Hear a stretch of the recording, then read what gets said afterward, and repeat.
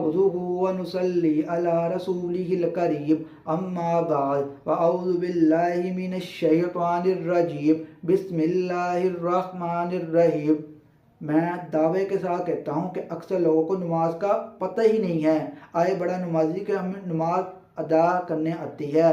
اگر کسی وہ عالم کو نماز ہی سنا دے یا کسی قاری کو نماز سنا دے تو ان کی سینکڑوں کی تعداد میں تلفظ کی غلطیاں نکلیں گی کہ ان کو پتہ ہی نہیں کہ لفظ کو کس طرح پڑھنا ہے۔ اب لفظ کو کس طرح پڑھ رہے ہوتے ہیں نماز میں، ربی جعلنی، اب لفظ ہے تلفظ کے ساتھ ربی جعلنی، سبحانک اللہم، سبحانک اللہم، یا وتبارک اسمک، اب لفظ ہے وتبارک اسمک، تو ہمیں صحیح ادا کرنے ہیں نماز کو، اس سے ہماری نماز بھی صحیح ادا ہوگی اور اللہ پاک قبول کریں گے۔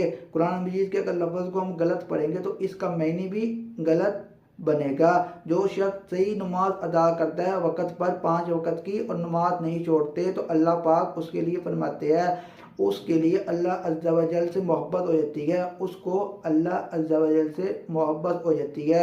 اللہ عز و جل اس کے بدن کی بیماریوں کو پاک اور صاف کر دیتے ہیں، فرشتے کے خسار میں محفوظ رہے گا، فرشتے اس کو اپنی حفاظت میں رکھیں گے، اللہ عز و جل اس کے اہل خانہ پر برکت نازل فرمائیں گے اور اللہ پاک اس کو قبر کے عذاب سے بچائیں گے اور اس کے چہرے پر پاک لوگوں کے اثار ہوں گے۔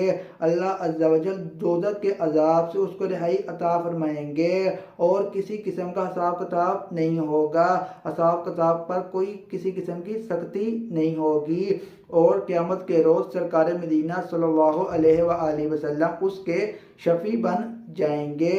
اللہ عز و جل اس کو ان لوگوں کی جگہ دیں گے جن کا ذکر قرآن مجید میں فرقان حمید میں آیا ہے، لا خوف علیہم ولا هم یحزنون، اللہ عز و جل کے ولیوں پر نہ کچھ خوف ہے اور نہ کچھ غم ہے، سیماہم فی وجوہہم من اثر السجود، ان کی علامت ان کے چہروں میں ہے سجدوں کے نشان سے، اور آخرت میں اللہ پاک کا دیدار ہوگا۔